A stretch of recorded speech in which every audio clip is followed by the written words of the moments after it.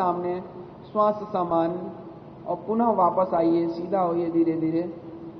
जिसको भी घुटने में ज़्यादा तकलीफ रहती है वो इस अभ्यास को बहुत आराम से करे। वापस पुनः बैठेंगे, श्वास सामान्य रखेंगे, वापस आ जाएंगे धीरे धीरे और विश्राम।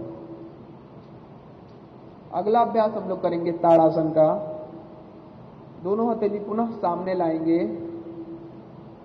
हाथों की उंगलियों को आपस में जोड़ेंगे, लॉक करेंगे, हथेली पलट देंगे बाहर की तरफ। श्वास भरते हुए धीरे धीरे अपनी भुजा को कान के बराबर तक ले जाएंगे और जितना हथेली को ऊपर की तरफ खींच सकते हैं खींचेंगे और अंतिम में अपने एड़ी को उठा लेंगे। जिसको चक्कर आने की समस्या हो अपना एड़ी नहीं उठाएगा और पैर की उंगलियों पे बैलेंस बनाने की कोशिश कीजिए, संतुलन बनाने की कोशिश कीजिए। धीरे से एड़ी को नीचे रखिए, हथेली को अपने सर के ऊपर, पुनः श्वास भरते हुए एक बार और दोहराएंगे, हथेली को ऊपर की तरफ खींचेंगे और अंतिम में जब शरीर पूरा खींच जाए तो एड़ी उठा के सामने दृष्टि टिका के श्वास पर केंद्रित होंगे। धीरे से एड़ी को नीचे रखिए, हथेली सामने, वापस सम स्थिति में आ जाइए।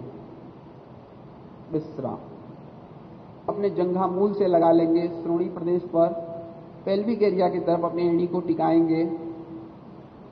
दोनों हथेली को कंधों की तरफ जमीन के समानांतर फैलाएंगे और हथेली को पलटेंगे।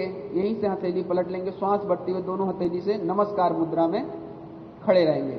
श्वास समान, दृष्टि सामने। यह मन को एकाग्रता, शरीर को एकाग्रता प्रदान करेगा। धीरे धीरे वापस आएंगे।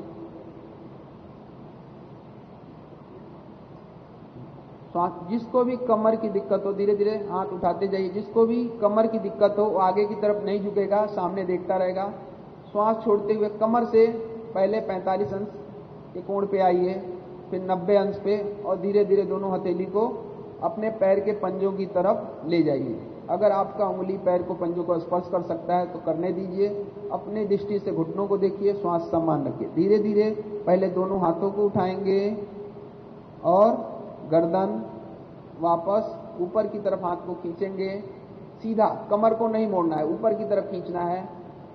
पुनः वापस आइए, श्वास छोड़ते हुए हस्तपादासन एक बार और दोहरा लेंगे।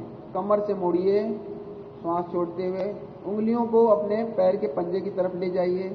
अब धीरे से अपने दोनों हाथों को उठाइए। उसके बाद कमर और हाथ पुनः सम स्थिति में आ जाएंगे। श्वास सामान्य।